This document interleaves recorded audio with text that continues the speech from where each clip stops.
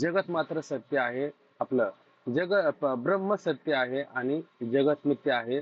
त्या मिथ्या जगताचा काय आहे, अशा पद्धतीनं संस्कार अशा पद्धतीनं जरी ज्ञान झालं, मिथ्या ज्ञान झालं, तर त्या मिथ्या ज्ञानापासून सुद्धा अशा पद्धतीने आपल्याला संस्कार होतो. फक्त ते ज्ञान कसं असलं पाहिजे, सजातीय मात्र असलं पाहिजे, ऐक नाही.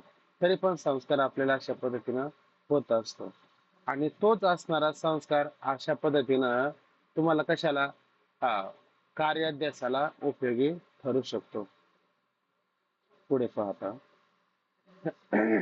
मग आपल्याला कोणता शब्द काढायचा आणि कोणता शब्द घालायचा होता, तर सत्य वस्तू जो शब्द आहे, तो सत्य वस्तूचा शब्द काढायचा आणि तिथं फक्त सजातीय वस्तू ज्ञानजन्य संस्कार एवढाच शब्द घातला तरी अशा पद्धतीने तो कार्याभ्यास होत असतो.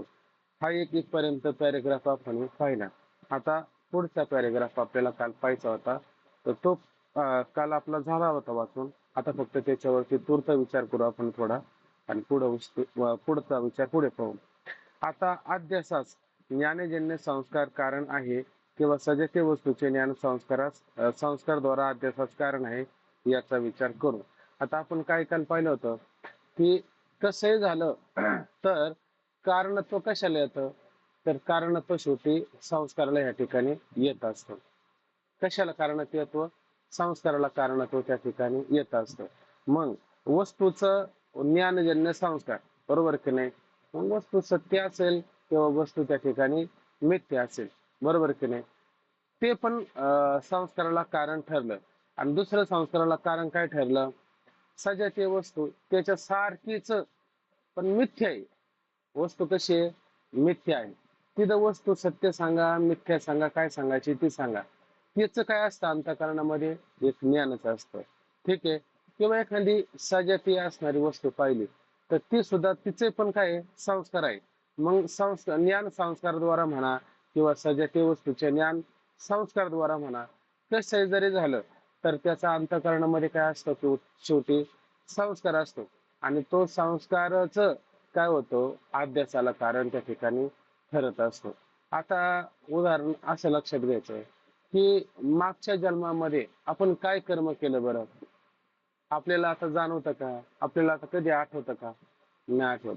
पण तुकोबराय म्हणतात की नाही, भोगा कळो येते मागील ते जन्म. भोगावरून आपल्याला मागचे जन्म कळतात की नाही. जर आता मनुष्य ह्या जन्मात हावरटपणा जर करत असेल तर हावरटपणाचा संस्कार आता ह्या जन्माचा आहे का मागच्या जन्माचा आहे, मागच्या जन्माचा आहे. कारण आता हा पूर्व पक्ष आपल्याला आहे ना ही शंका करणारच आहे.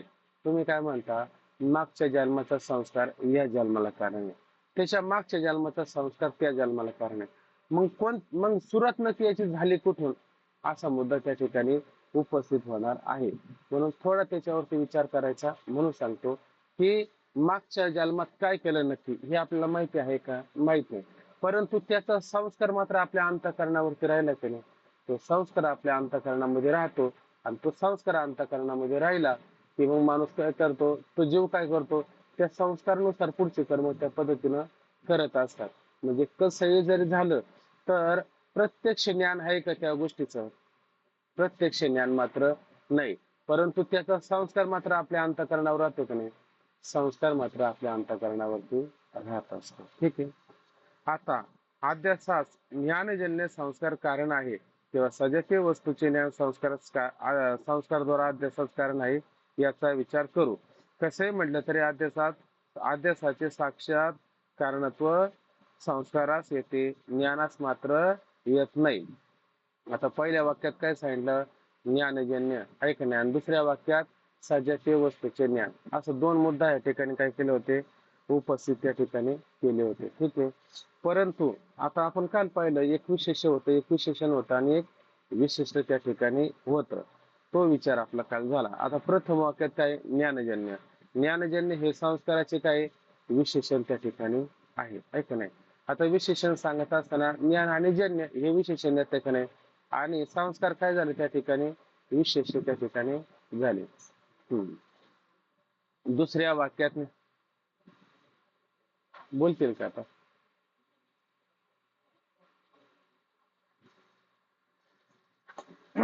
चला असू दे. त्यांचे रामकृष्ण हरी. भरपूर येते आवाज आम्हाला इकडे. तुम्ही ना नेटवर्क नाही का तिथं आता?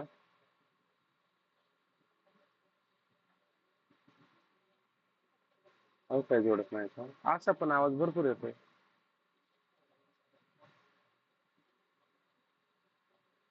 हा, लवकर आहे ना, लवकर तयारी करायची, उशीर होतो, फोन नाही लावायची आवश्यकता पडली तर.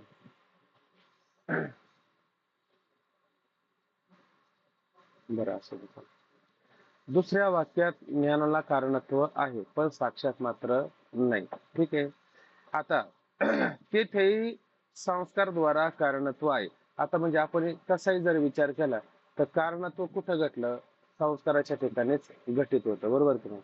अन्य ठिकाणी घटतं का? अन्य ठिकाणी मात्र घटत नाही. म्हणून त्या ठिकाणी काय झालं? कारणत्व कुठे गेलं? शेवटी ते संस्काराद्वारा त्या ठिकाणी गेलं, म्हणजे संस्कारालाच कारणत्व त्या ठिकाणी राहिलं. कोणत्याही दृष्टीने ज्ञानाला साक्षात कारणत्व नाही. आता कोणत्याही दृष्टीने जर पाहिलं तर ज्ञानाला साक्षात कारणत्व आहे का? साक्षात कारणत्व नाही. परंतु आता पूर्व पक्ष याच्यावरती थोडा परत एक मुद्दा उपस्थित करणार आहे. तो मुद्दा सुद्धा आपल्याला अशा पद्धतीने लक्षात घेऊन शेवटी कारणत्व कशाला द्यायचंय? तर संस्कारालाच अशा पद्धतीने कारणत्व द्यायचं आहे. बघा आता जरा खाली, कोणत्याही दृष्टीने ज्ञानाला साक्षात कारणत्व नाही. कारण, याचं कारण सांगतात बरं का. जे कारण असते ते कार्याच्या अव्यवहित पूर्वकाली असते असा नियम आहे. आता जे कारण असतं की नाही, ते कारण कुठं असतं? ते कारण जे एखादं कार्य उत्पन्न होते की नाही, ते कार्य उत्पन्न होण्याच्या अत्यंत जवळचा क्षण आहे की नाही, अंत्यक्षण आहे की नाही, त्याला म्हणायचं अव्यवहित. म्हणजे कोणता अंतर आहे का त्याच्यामध्ये कार्य उत्पन्न होत असताना? जसं रज्जू पडली आणि त्या रज्जूवरती आपल्याला काय झाला? सर्प हा भ्रम झाला, म्हणजे सर्परूपी कार्य उत्पन्न झालं की नाही? सर्परूपी कार्य उत्पन्न झालं. परंतु सर्परूपी कार्य उत्पन्न होत असताना ज्ञान कधी होतं तुम्हाला त्या सर्पाचं? पूर्वीच कधीतरी ज्ञान अंतःकरणामध्ये होतं. आणि ज्ञान अंतःकरणामध्ये होतं का? त्या ज्ञानाची सूक्ष्म अवस्था, म्हणून तो संस्कार होता. संस्कार अशा पद्धतीने अंतःकरणामध्ये होता. आता तो सर्प कसा? लांबट आहे, वाकडा तिकडा आहे, सरळ आहे, कसा आहे, विषारी आहे, बिगर विषारी आहे, याचं भरपूर ज्ञान असतं. परंतु ते भरपूर जरी ज्ञान असलं तर एवढं ज्ञान आपण रोज असं चिंतन करून डोक्यामध्ये ठेवतो का? कदाचित कुठं तरी आम्हाला सर्प दिसेल, मग तो सर्प पाहिला, आपलं दोरी पाहिली, मग त्या दोरीवरती आम्हाला सर्पाचा भ्रम असा असा होईल, एवढं ज्ञान आपल्याला पाहिजे, असं आपण सगळं ठेवतो. की त्याचा फक्त एक संस्कार अंतःकरणामध्ये असतो, एक संस्कार आपल्या अंतःकरणामध्ये असतो, बरोबर आहे की नाही? आणि त्यानेच काय होत असतं? आपल्याला त्या ठिकाणी रज्जूवरती सर्पाचा भ्रम होतो आणि हा सर्प आहे असं त्याचं त्या ठिकाणी काय होतं? ज्ञान उत्पन्न होत असतं. मग ते कार्याच्या पूर्वकाळी असतं का अत्यंत अव्यवहित पूर्वकाळी असतं? तो संस्कार जो आहे का नाही, तो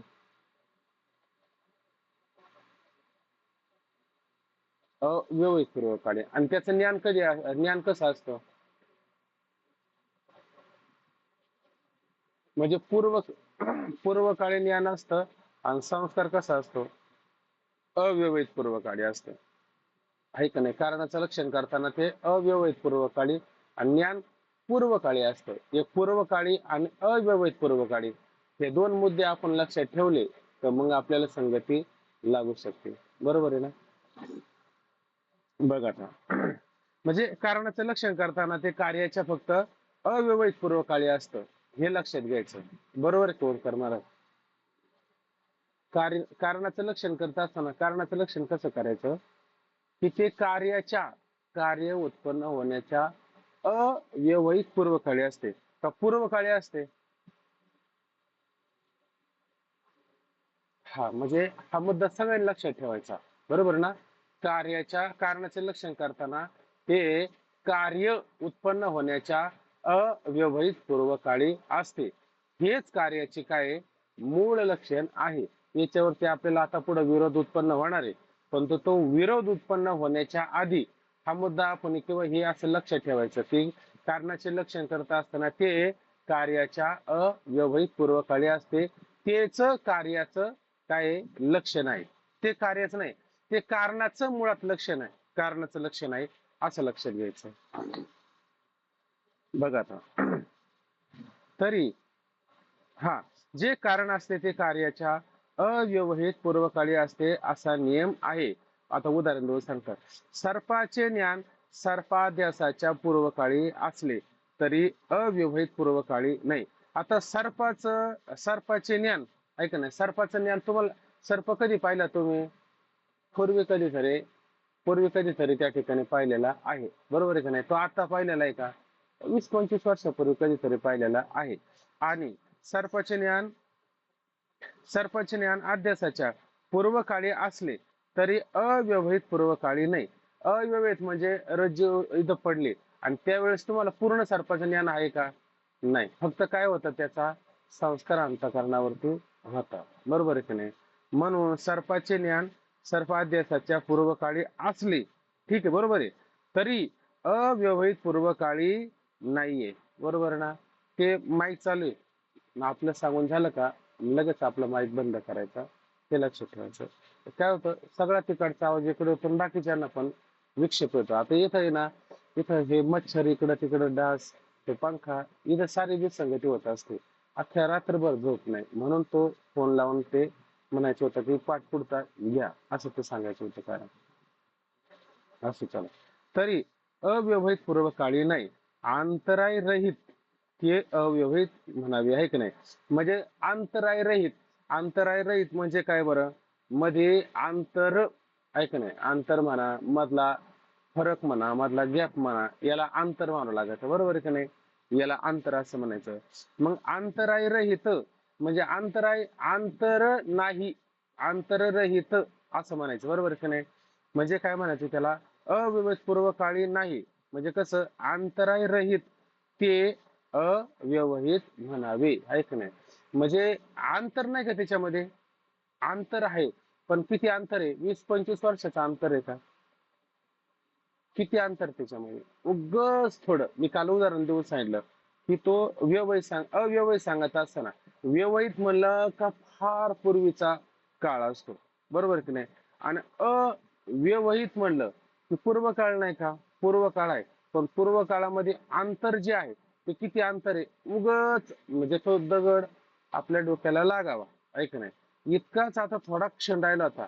जर तिकडं पाहिलं नसतं आणि खाली वाकलं नसतं तर तो दगड डोक्याला लागला असतो. पण तो वाचला की नाही? मग तो काळ होता, बरोबर आहे की नाही? तर तो काळ किती होता? एकदम पूर्व काळच होता, पण थोडाच त्याच्यात अंतर होता, बरोबर आहे की नाही? त्यालाच काय म्हणायचं? अव्यवहित पूर्व काळ. म्हणजे थोडाच अंतर त्याच्यामध्ये असतो, फार 20-25 वर्षाचा अंतर मात्र नसतो, आहे का नाही? हे कारणाचं लक्षण आहे. अंतराय रहित जे अव्यवहित म्हणावे ते अव्यवहित म्हणायचं. अव्यवहित पूर्वकाळ म्हणजे कार्य उत्पत्तीच्या कार्य उत्पत्तीच्या पूर्वकाळचा अंतक्षण, आहे का नाही? थोडा जो राहिला का नाही क्षण, त्याला म्हणायचं अंतक्षण. अगदी शेवटचा क्षण त्या ठिकाणी असतो. मग अव्यवहित पूर्वकाळ म्हणजे काय? कार्य उत्पन्न होण्याचा जो शेवटचा, अतिशय शेवटचा टोकावरला जो क्षण असतो का नाही, त्याला काय म्हणायचं? अतिशय जवळचा अंतक्षण, असं पद्धतीने त्याला म्हणायचं. पण तो पण तो बरोबरचा काळ आहे का पूर्वीचाच काळ आहे? कार्य उत्पन्न होण्याच्या बरोबरचा काळ आहे का पूर्वीचा काळ आहे? पूर्वीचाच म्हणायचं. हा, फक्त त्याला आता फार पूर्वीचा न म्हणता अतिशय जवळच्या पूर्वीचा म्हणायचं. फार पूर्वीचा म्हटलं तर मग तो ज्ञान होईल, परंतु कार्य उत्पन्न होण्याचा अत्यंत अत्यंत जवळचा असतो तो क्षण, त्याला म्हणायचं अव्यवहित पूर्वकाळ म्हणायचा, त्याला अंतक्षण म्हणायचा. अंतिम असणारा शेवटचा क्षण, अंतम क्षण, हा अंतक्षण. त्या क्षणात कारण असले पाहिजे. त्या त्या असणाऱ्या क्षणाला काय आहे? काहीतरी त्या ठिकाणी कारण मात्र असले पाहिजे. तर ज्ञान पूर्वकाळी आहे, ऐक नाही. आणि ज्ञान तर कसं आहे? ते पूर्वकाळचे आहे, ऐक नाही. असं त्या ठिकाणी विचार आहे. पण पूर्वकाळच्या अंतक्षणी नाही. पण पूर्वकाळच्या अंतक्षणी ऐकत आहे, पूर्वकाळच्या मात्र अंतक्षणी मात्र नाही. म्हणून ज्ञानजन्य संस्कारच कारण मानलं पाहिजे. मग शेवटी काही जरी झालं तर काय कारण मानलं पाहिजे? ज्ञान आहे का नाही. आणि जन्य म्हणजे उत्पन्न झालेलं जे ज्ञान आहे त्या ज्ञानाचा काय आहे, संस्कार आहे. ज्ञान कसं आहे, पूर्वकाळी आहे. आणि ज्ञानजन्य संस्कार हा कसा असतो, अव्यवहित पूर्वकाळचा असतो त्या ठिकाणी. आणि ते कार्य उत्पत्तीला कारण मात्र ठरत असतं.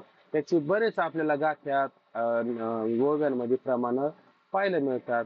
जसं माऊली तुकोबरा म्हणतात की नाही, अंतकाळी ज्याच्या नाम आले मुखा, तुका म्हणे सुका पार नाही.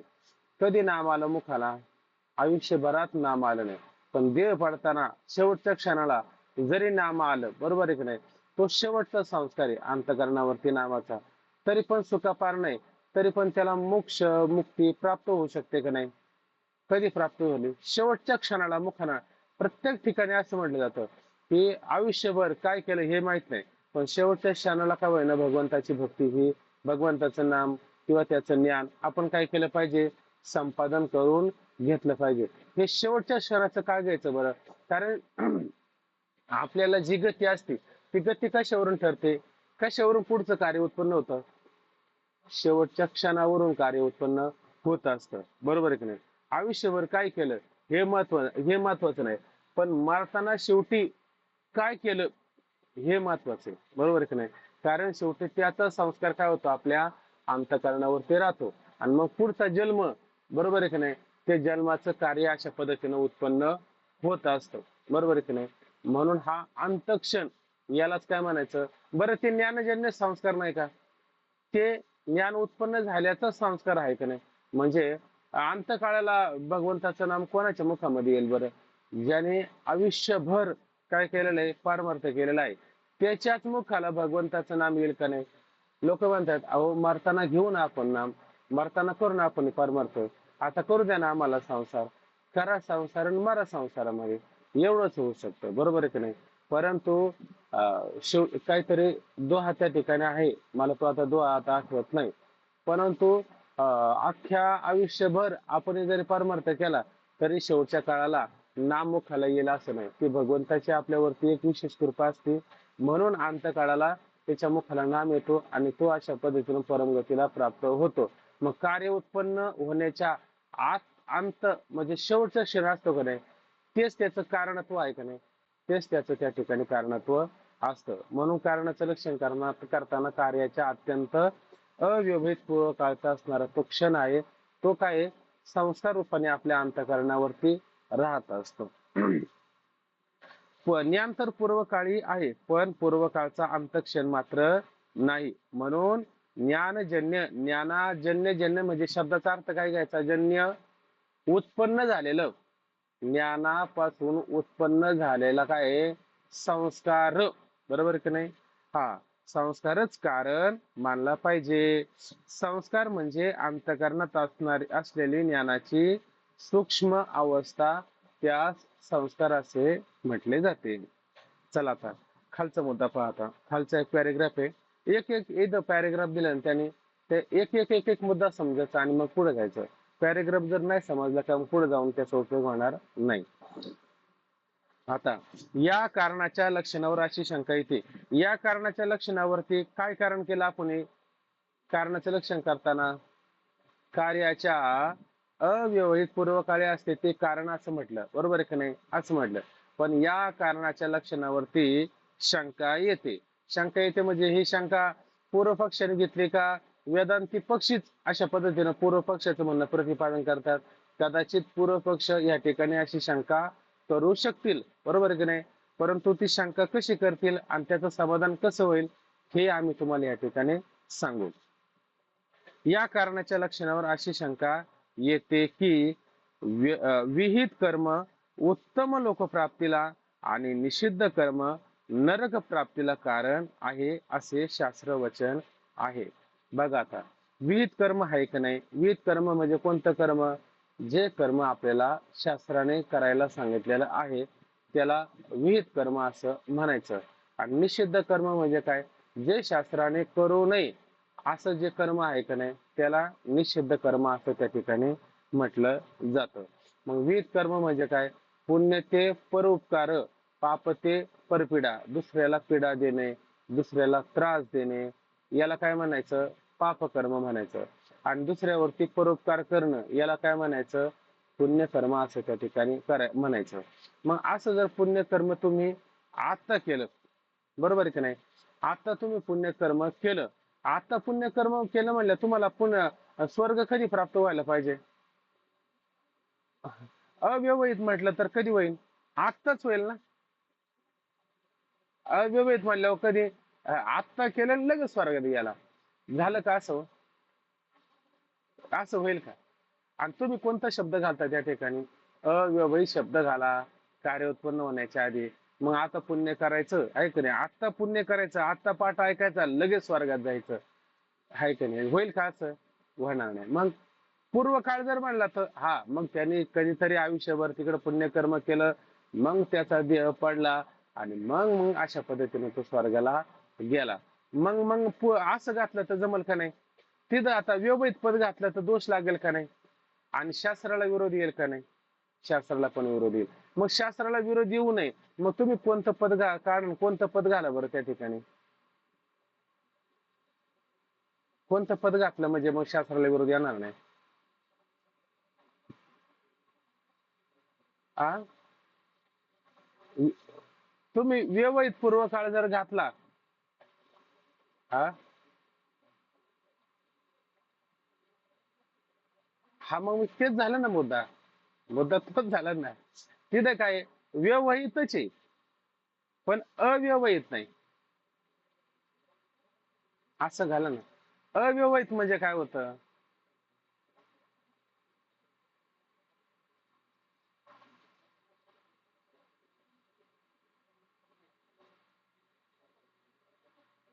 मग अंतर पडलं का नाही?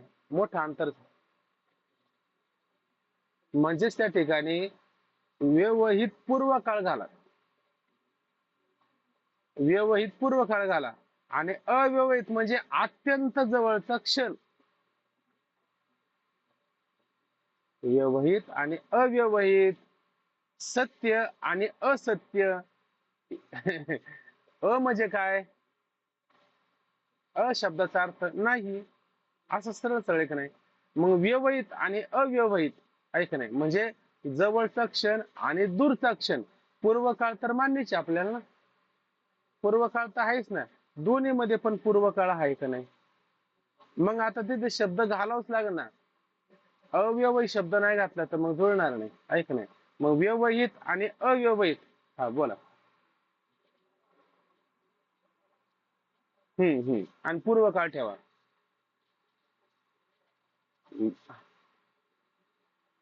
हा हा हा. हम्म. असा.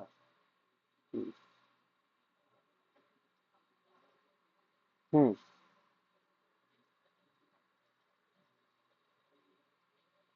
हम्म बघा, आता खाली पॅरेग्राफ वाचू आपण, मग पुढचा मुद्दा पाहू वाटलं तर.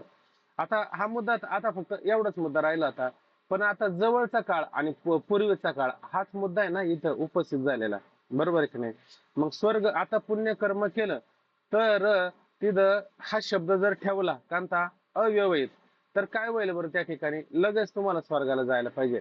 पण कुणी स्वर्गाला जातो का? पाप कर्म केलं तर कुणी नरकाला जातो का? मग तो कधी जातो? फार पूर्व काळाने, नंतरच्या काळाने त्या ठिकाणी जातो. असं तुम्ही कार्याचं लक्षण केलं तर चालन का नाही?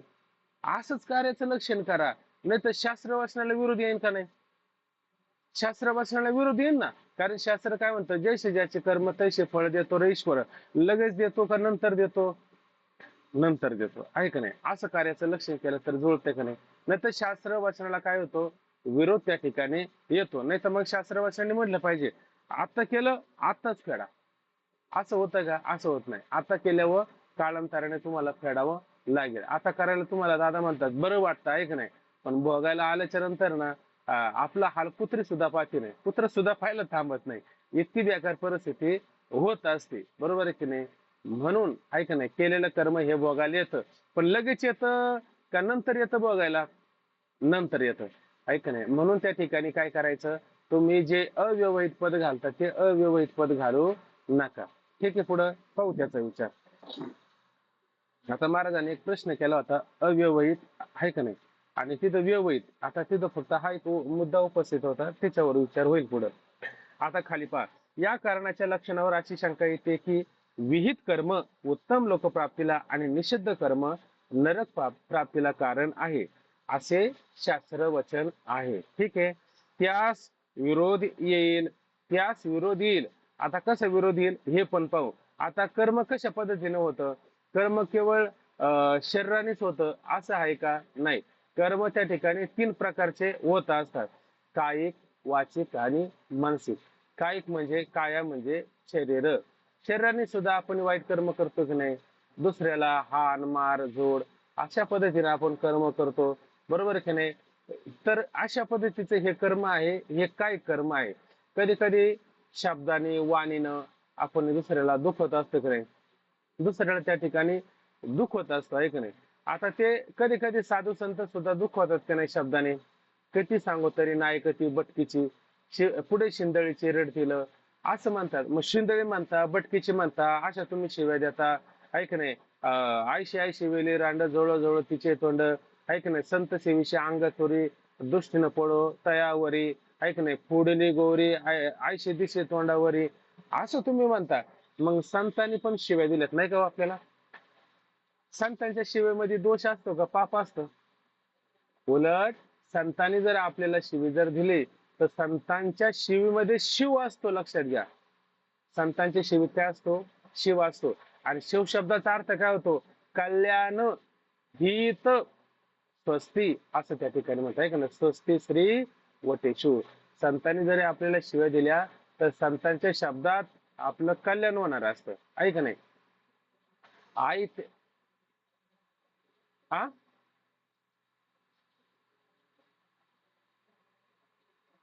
हा. आता शिवीत काय अर्थ असतो? शिवीत काहीच अर्थ नसतो. पण शिवी का दिली ह्याच्या मागचं कारण आधी समजून घ्या. आई म्हणते की नाही लेकराला, घरात जाऊन मर. आता घरात जाऊन मर असं म्हणते, असं ते वाईट म्हणते का? मर असं नाही. घरात जाऊन मर म्हणजे काय? तिला वैताग आला ना, याला किती वेळा सांगितलं तर हे उन्हात खेळतं, आजारी पडेल, त्रास होईल, अमुक तमुक साऱ्या गोष्टी होईल.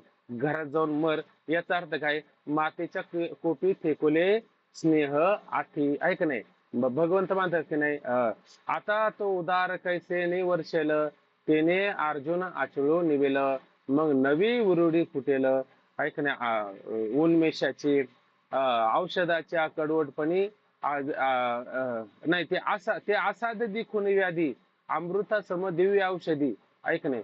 ते असाध्य असणारी व्याधी त्याला झाली की नाही, दुःख झाले की नाही, ते घालवण्याकरता काय करतात? अमृता सम दिव्य औषधी. पण औषध अमृतासारखं दिव्य असतं, पण असतं कसं? ते कडवट असतं. माझा आवाज गेला होता ना? आला का? पण मग कडवट असतं. पण ते कडवट औषध दिल्याशिवाय रोग जाईल का? जाणार नाही.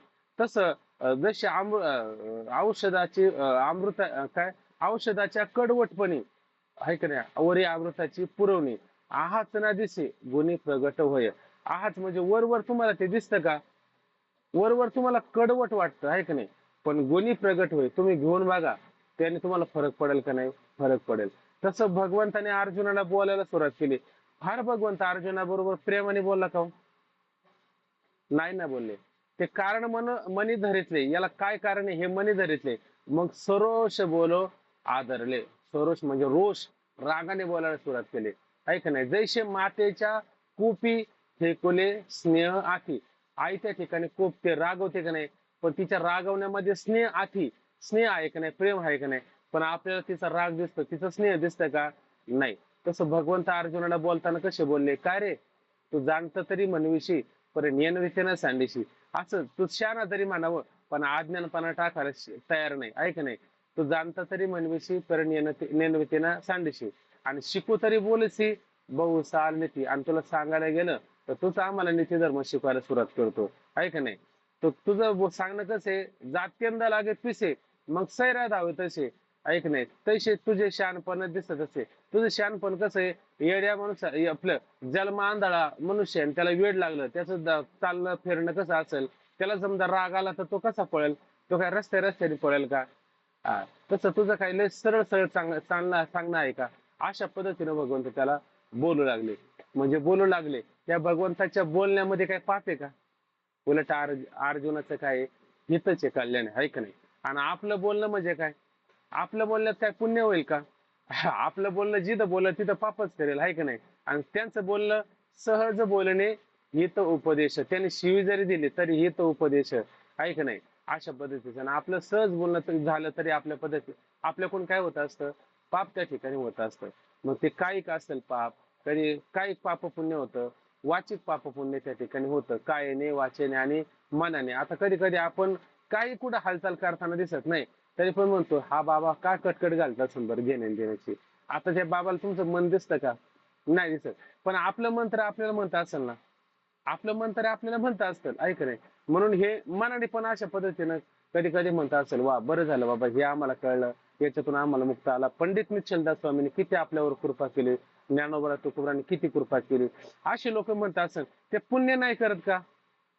पुण्यवंत व्हावे घेता सज्जनाची नावे. सज्जनांचं नाम जर घेतलं तर पुण्य मिळतं की नाही. आणि मग सज्जनांचं चिंतन जरी केलं तर पुण्य मिळतं की नाही. ग्रंथाचं चिंतन केलं तर पुण्य मिळतं की नाही. मग हे मन पुण्य पण निर्माण करतं आणि हे मन पाप पण निर्माण करतं.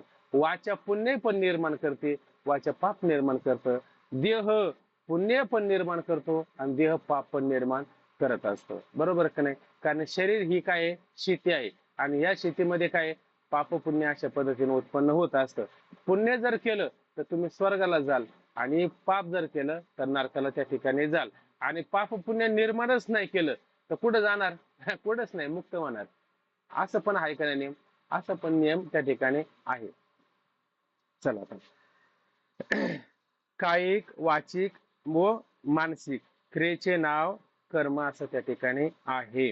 आणि कर्म अनुष्ठानानंतर लागलीच कर्माचा नाश होतो. आता कर्माचं अनुष्ठान झालं आणि कर्माचं अनुष्ठान करून कर्म त्या ठिकाणी सोडून दिलं, झालं का नाही ते नष्ट, त्या कर्म तुमच्या बरोबर लगेच राहतं.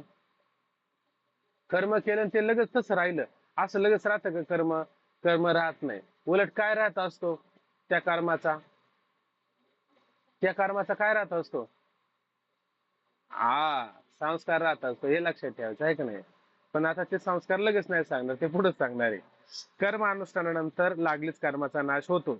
आणि लोकांतर प्राप्ती तर देहपातानंतर बहुत काळाने होते, बरोबर. आता कर्माचा लागलीच आहे का नाही, कर्म झालं, अनुष्ठान झालं, सोडून दिलं, झाला नाश. आता ते कर्म वगैरे काही राहत नाही. आणि लोकांतर प्राप्ती, लोकांतर प्राप्ती नरक लोक असेल, स्वर्ग लोक असेल, हा कधी प्राप्त होता आपल्याला? देहपात, देह नष्ट झाला. मग देहपातानंतर बहुत कालाने, म्हणजे देह संपला, देहाला देह पडल्याच्या नंतर मग आता तो काही लगेच आपल्याला गरुड पुराण सांगायचं, नंतर त्याला किती दिवसांनी यम येतो, नंतर काय होतं, कोणकोणते नरक लागतात त्याचा नाही विचार करायचा. झोपल्याच्या नंतर, तुम्हाला झोप लागल्याच्या नंतर हे सगळे चित्र उभं होतात. कधी उभं होतात? ज्याचा त्याला अनुभव आहे का नाही, बस अगदी त्या पद्धतीने विचार करायचा. लोकांतर प्राप्ती तर देहपातानंतर बहुत कालाने होते. तेथे विहित निषिद्ध कर्म अव्यवहित पूर्व काळी नाही. आता तिथं विहित कर्म असेल किंवा ते निषिद्ध कर्म आहेत, ते कधी होते केलेले? मरण त्याला अगदी म्हातारा झाला त्या टायमाला मरण आलं, पण त्याने विहित कर्म केलं असेल, निषिद्ध कर्म केलं असेल, ते कधी केलं? म्हातारा झाला त्या टायमाला केलं, लगेच मरण पावलं, लगेच त्या लोकाला गेला, असं आहे का? कधी केलं? तरुण वयामध्ये केलं असेल, पूर्व कधीतरी केलं असेल, ऐक नाही. आणि देह पडला म्हातारा झाल्यावरती, ऐक नाही. आणि मग म्हातारा झाल्याच्या नंतर देह पडला आणि तिथून तो लोकांतराला अशा पद्धतीनं गेला. मध्ये किती अंतर आहे बरं? मध्ये पुष्कळ अशा पद्धतीचं अंतर आहे. आणि तुम्ही कारणाचं लक्षण करताना कसं करता?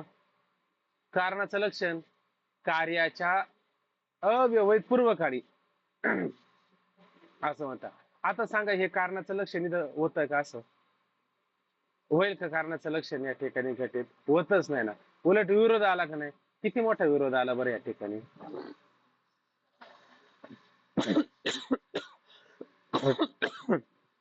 तेथे विहित निषिद्ध कर्म अव्यवहित पूर्व काळी मात्र नाही. याकरता लक्षणाच्या आपल्या कारणाच्या लक्षणातील अव्यवहित पद काढून कार्याच्या पूर्व काळी असते ते कारण असे लक्षण करावे. आता काय, आता कोणतं पद काढावं बरं, कोणतं पद घालावं बरं? ओंकार महाराज.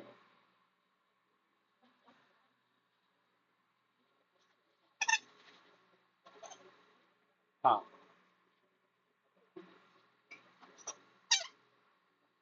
हम्म.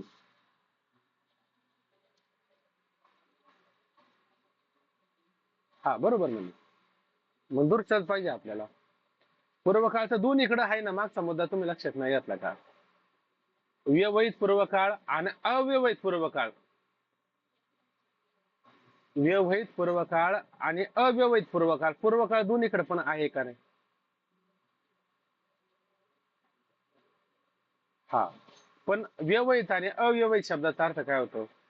अव्यवहित म्हणजे अंतक्षण, आणि व्यवहित म्हणजे फार कधीचा तरी आधीचा, आहे का नाही? असं. फक्त आता इथं पूर्व काळ आणि जवळचा काळ हा मुद्दा उपस्थित होतो नाही. मग आपण त्या ठिकाणी कोणतं पद काढलं? तुमच्या म्हणण्यानुसार फक्त अव्यवहित पद काढलं तरी पण चालतं, आहे का नाही? तरी पण चालतं.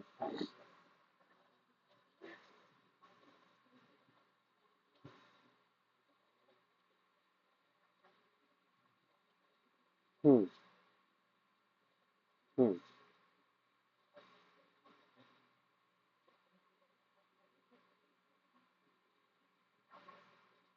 हा.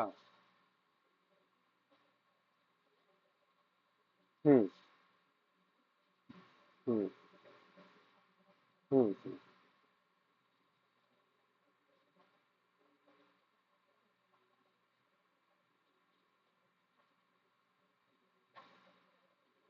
व्यवहित म्हणलं का तोच शब्द येतो ना, दूरचा, भूतकाळ, भविष्यकाळ, लांबचा शब्द येतो व्यवहित शब्दाने. असाच शब्द येतो व्यवहित शब्दाचा अर्थ, पहिल्या तरंगात हाच अर्थ आला ना. दूरचा, भूतकाळ, भविष्यकाळचा, वर्तमान काळ नाही म्हणलं त्याने. भूतकाळ, भविष्यकाळ, दूरचा काळ, दूरचा असा अर्थ होतो, म्हणजे फार पूर्वीचा काळ असाच अर्थ होतो. आणि अव्यवहित म्हणजे काय? इथं फक्त आहे ना, संस्काराचा विचार करता असताना त्याने ना पूर्व काळ त्याच्यामध्ये घातला आणि दोन शब्द घातला, व्यवहित आणि अव्यवहित. हे दोन शब्द घातले, ते संस्कार शब्द लक्षात येण्याकरता घातले होते त्याने आपल्याला. कारणाचं लक्षण करायचं असेल तर असं करा तुम्ही. म्हणून पूर्व काळ आहेच आहे, पण कोणता पूर्व काळ आहे? व्यवहित पूर्व काळ आहेत का अव्यवहित पूर्व काळ आहेत, हे त्यांना सांगायचं होतं. म्हणून असं म्हटलं होतं. तर इथं आता त्याने व्यवहित घातलं तर आपल्याला स्वाभाविकपणे कळतं. अव्यवहित म्हणजे तो पण पूर्व काळाला अनुसरूनच आहे. बरं. मला सांगा, बरं, त्याने सर्प ज्ञान त्याला आधी तरी झालं नाही का नाही? आणि त्याचा संस्कार अंतःकरणावर होता आणि त्याने रजेवरती सर्पभ्रम पाहिला. पण सर्पभ्रम झाला त्याला, पण तो कधी पाहिल्याच्या नंतर झाला ना. मग आधी संस्कार होता ना पुढं, आणि नंतर सर्पाचा भ्रम झालाय का नाही? मग थोडा तरी अंतक्षण आहे का नाही पूर्वकाळचा? पूर्वकाळचा अंतक्षण संस्काराच्या रूपाने आहेच आहे ना. म्हणून त्या ठिकाणी अव्यवहित आणि व्यवहित हा दोन शब्द येतो, आणि पूर्वकाळचा दोन्ही तर लावाच लागतो आपल्याला, त्याला काही पर्यायच नाही. असं. चला आता या चर्चेतून बाकीच्या पण. हा.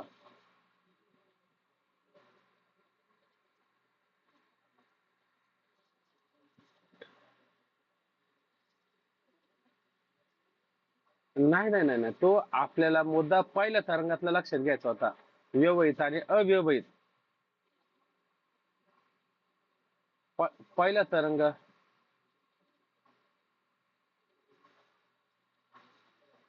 तो नाही.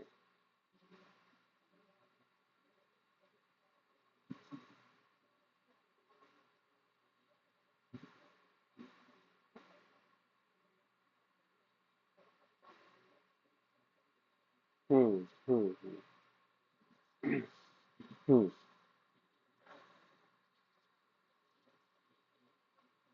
असो. याकरता कारणाच्या लक्षणातील अव्यवहित पद काढून कार्याच्या पूर्वकाळी असते, ऐक नाही, कार्याच्या पूर्वकाळी असते ते कारण असे लक्षण करावे, म्हणजे शास्त्र वचन निष्फळ होणार नाही. म्हणून शास्त्र वचन निष्फळ होणार नाही. आणि जर तुम्ही अव्यवहित शब्द घातला तर शास्त्र वचन निष्फळ होईल. का बरं निष्फळ होईल? का बरं निष्फळ होईल? तर आता कर्म केलं का लगेच स्वर्गात गेला पाहिजे. असं होईल का? होणार नाही, आहे का नाही? आणि तुम्ही कारणाचं लक्षण करताना कार्य उत्पत्तीच्या कारणाचं लक्षण करत असताना कार्याच्या अव्यवहित पूर्वकाळी असते ते कारण तुम्ही मानता. पण हे कारण जर घेण्याचा प्रयत्न केला तर शास्त्र वचनाला विरोध येतो का नाही? काय विरोध येतो? आता कर्म केला का लगेच स्वर्गात, आता कर्म केला का लगेच नरकात. तो क्षणाला इकडून तिकडं तिकडून तिकडं अव्यवहित पूर्वकाळी जर चालला तर किती मोठा दोष उत्पन्न होऊ शकतो. असा दोष उत्पन्न होतो आणि शास्त्र वचनाला पूर्णतः विरोध येतो. मग हा विरोध येऊ नये म्हणून काय पद काढा. तिथं जसं मागं म्हटलं की नाही, तुम्ही आम्हाला म्हटले की नाही, सत्य वस्तू ज्ञानजन्य संस्कार हे मात्र अध्यासाच कारण नाही, उलट मिथ्याच सजातीय वस्तू ज्ञानजन्य संस्कार कारण आहे असं तुम्ही म्हणता की नाही. आमचे म्हणणे कोणतं पद काढा. तुम्ही अव्यवहित पद घातले की नाही पूर्व काळचं ते मात्र काढा आणि व्यवहित घाला, पूर्व काळचं घाला.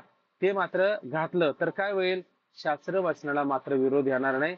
पूर्व काळीच मान्य करा. अव्यवहित अंतक्षण मात्र मान्य करू नका, नाही तर शास्त्र वचनाला अत्यंत विरोध येऊ शकतो. असे लक्षण करावे म्हणजे शास्त्र वचन निष्फळ होणार नाही. बघा आता खाली पहा.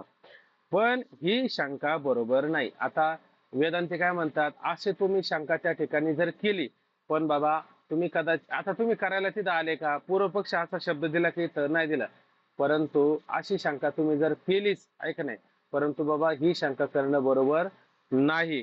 का नाही? कारण असे लक्षण मानले तर काय होईल? नष्ट दंड व मृत कुलाल यांच्यापासूनही घट झाला पाहिजे, ऐक नाही. काय झाला? दंड त्या ठिकाणी नष्ट झाला, ऐक नाही. घट बनवायला त्यांनी घेतला, चिखल तयार झाला, सगळं तयार झालं, ऐक नाही. आणि तो चिखल तयार होण्याच्या आधी काय झाला? नष्ट झाला. आपलं घट करण्याच्या आधी तो नष्ट झाला, कुलाल मरण पावला. तरी पण काय तिथं अशा पद्धतीनं घट व्हायला पाहिजे. होतो का घट? बरं, घट होत नाही. बघा आता, पण ही शंका बरोबर नाही. कारण असे लक्षण मानले तर नष्ट दंड नाहीसा झाला. म्हणजे दंड म्हणजे तो चाक फिरवण्याचा दंड असतो, आहे का नाही? पूर्वी आता मोटर आहे ना, त्या मोटरीवरच आता ते गरगर गरगर फिरतं. पूर्वीच्या काळाला काही मोटर वगैरे नव्हते. ते चाक कुलाल म्हणजे कुंभाराला जर ते चाक जर फिरवायचं जर असेल तर त्याच्यासाठी तो एक दंड असतो.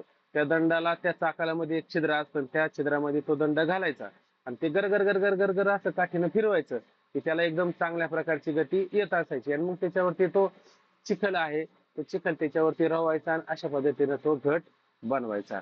तर आता तुम्ही असं म्हणता असे लक्षण मानले तर काय होईल? असे लक्षण मानले म्हणजे कोणतं लक्षण?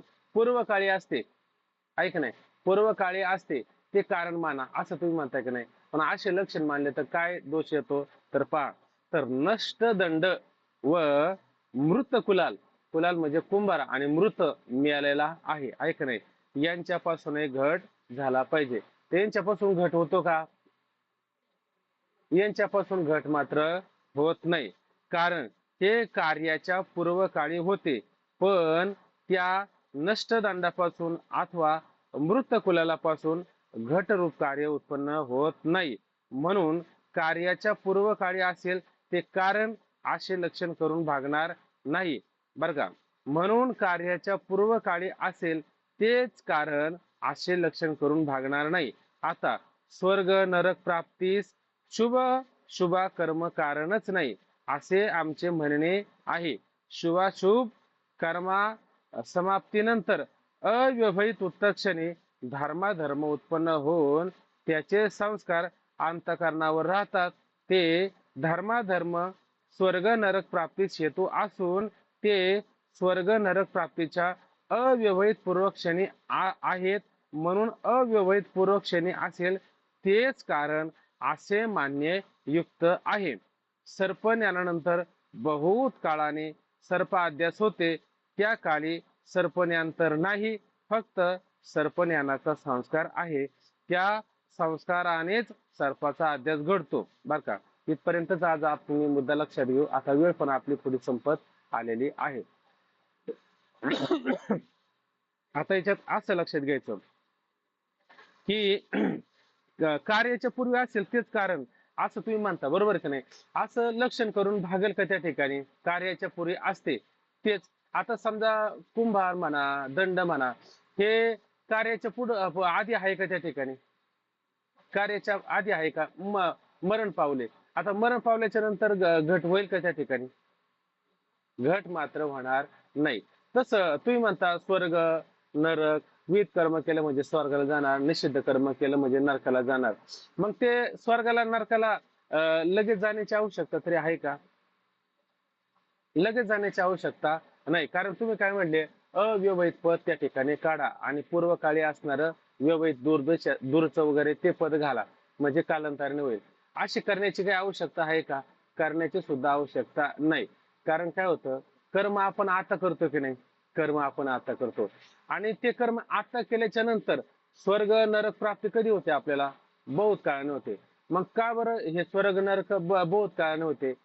याचं कारण आहे, ते कर्म केलं की नाही, त्या कर्माचे असणारे संस्कार आपल्या अंतःकरणावरती राहतात की नाही? तुम्ही म्हणता चित्रगुप्त चित्रगुप्त. चित्रगुप्त म्हणजे काय बरं? गुप्त चित्र घेतो की नाही? दोन खांदे असतात की नाही आपल्याला? प्रत्येक मनुष्याला दोन खांदे आहेत का? एकच खांद्याचा मनुष्य असतो? एका खांद्यावरती एक चित्र असतो आणि एक गुप्त असतो, आहे का नाही? तो काय करत असतो? गुप्त चित्र अशा पद्धतीने काढत असतो. आपल्याला ईश्वराला काय हे सगळं बघायची गरज नाही. ईश्वराने हे सगळी तयारी करून दिलेली आहे. हे जे आहे की नाही, दोन खांदे, दोन खांद्यावरती चित्रगुप्त असतो आणि त्यांनी जे काही कर्म केलं असतं, त्या कर्माचे संस्कार आपले त्याच्या अंतःकरणावरती राहतात की नाही?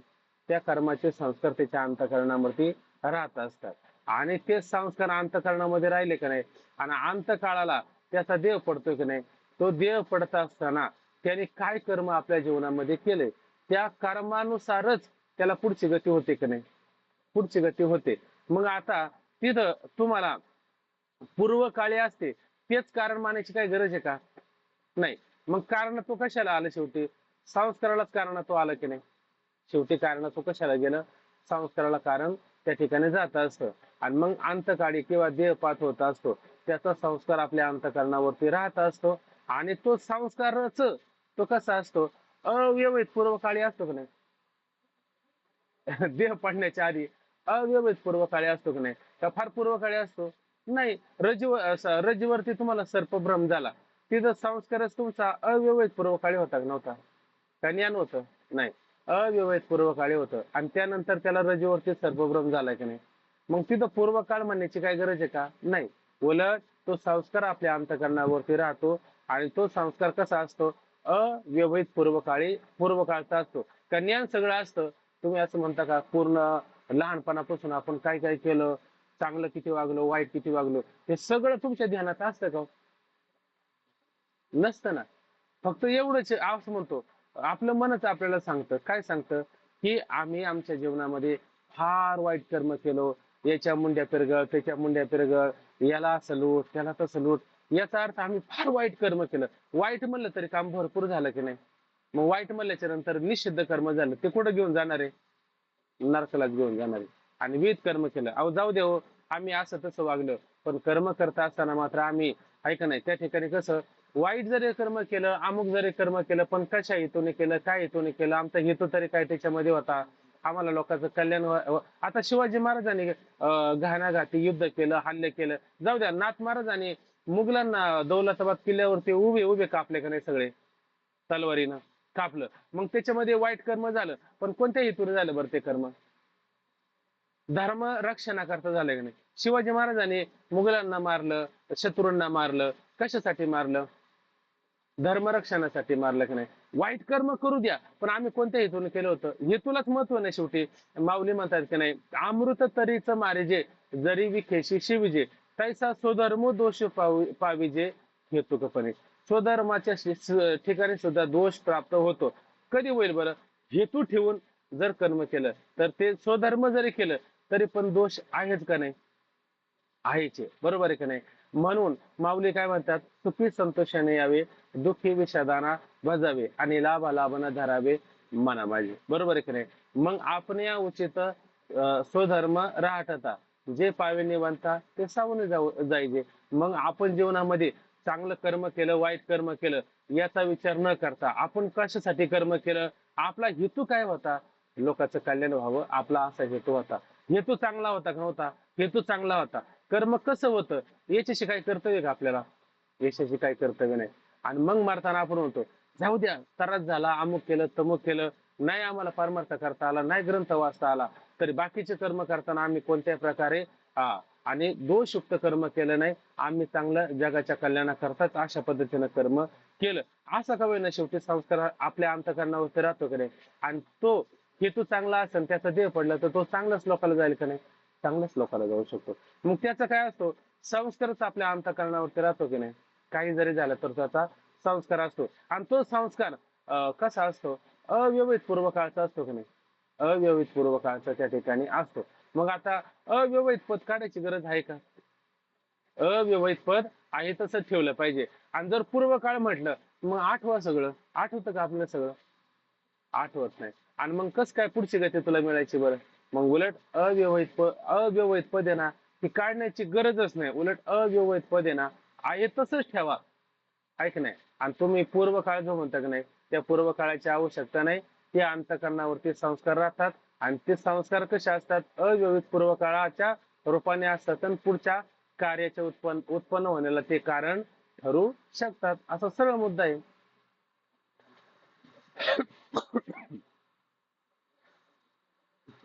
बरं, आता हा मुद्दा अजून बारकाईनं पाहायचा का? आता वेळ नाही आपल्याला बारकाईनं पाहण्याकरता, बरोबर ना? मला असं वाटतं या मुद्द्याला आपण उद्या परत चर्चा करू. आपल्याला जोपर्यंत मुद्दा कळत नाही ना, तोपर्यंत आपण पुढे जायचं नाही. आता मागाशी महाराजांनी चर्चा केली की नाही, तशी चर्चा प्रत्येकाने त्याला जशी करता येईल त्यांनी करा तशी. म्हणजे काय होतं की एक एक मुद्दा आपल्याला व्यवस्थित लक्षात येतो. म्हणजे कोणतीच आपली बाजू कच्ची राहणार नाही. बरोबर ना? तसं याच्यावरती आपण परत उद्या विचार करू. हे दोन मुद्दे लक्षात आलं का? पुढच्या पानावरती आपल्याला एक वाद पाहायचा आहे. त्याला आता जसं एकभवी वाद पाहिला की नाही, तसं आता आपल्याला आहे ना, दृष्टी सृष्टी वाद काय असतो, हा एक नवीन वाद आपल्याला उद्याला त्या ठिकाणी पाहायचा आहे. म्हणून दृष्टी सृष्टी वाद पाहण्याकरता आपल्याला आजचा आता हे दोन पॅरेग्राफ चांगले लक्षात आले का उद्याचा दृष्टी सृष्टी वाद कशाला म्हणतात तो पण कळेल. कारण आपल्याला कोणता वाद खरा समजून घ्यायचा आहे? आपल्याला आजात वाद समजून घ्यायचा आहे. पण आजात वाद म्हणजे न झाला प्रपंच आहे परब्रह्म, आहे का नाही? असं जर कोणी सांगितलं तर तुम्ही म्हणा अहो हे धडधडीत जग दिसतंय, आणि तुम्ही म्हणता धडधडी जग दिसतं जग झालं नाही म्हणता, असं कसं म्हणता? म्हणजे आजतवाद एका एका पटन का सगळा सहजासहजी एका एकी पटत नाही.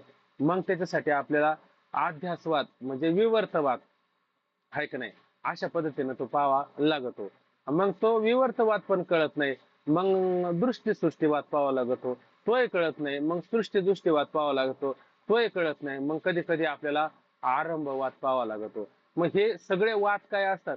हे सगळे वाद जर आपल्या लक्षात आले तर आपल्याला अशा पद्धतीनं आजतवाद कळण करे, मगच आपल्याला आजतवाद कळतो. मग आजतवाद कळण्याकरता हे एक एक वाद आहे. एकबळीवाद, दृष्टी सृष्टीवाद, सृष्टी दृष्टीवाद, विवर्त अध्यासवाद, अवच्छेदवाद, आभासवाद, किती वाद आहे त्याच्यामध्ये. एवढे सगळे वाद कळाले की मग आपल्याला आजतवाद कळत आहे का नाही? आता हे वादवाद म्हणजे भांडण नाही, आहे का नाही? हा कोणता वाद आहे?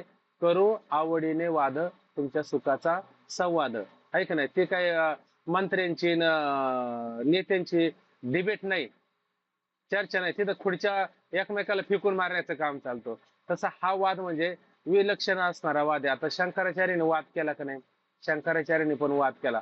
पण त्या शंकराचार्याने असा वाद केला का त्या वादामुळे काय झालं माहिती का? त्यांचे शत्रू सुद्धा मित्र झाले, ऐका ना. त्याला विरोध करणारे लोक त्यांचे मित्र झाले, त्यांचे शिष्य झाले.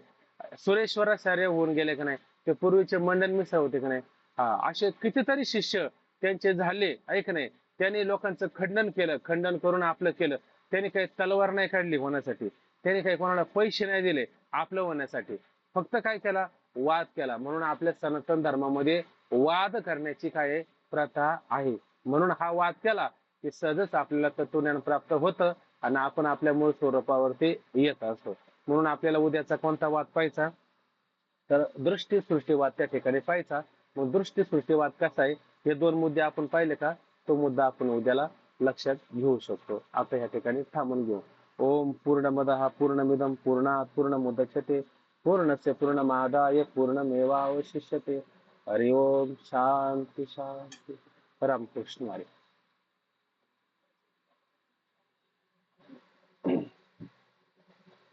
राम हा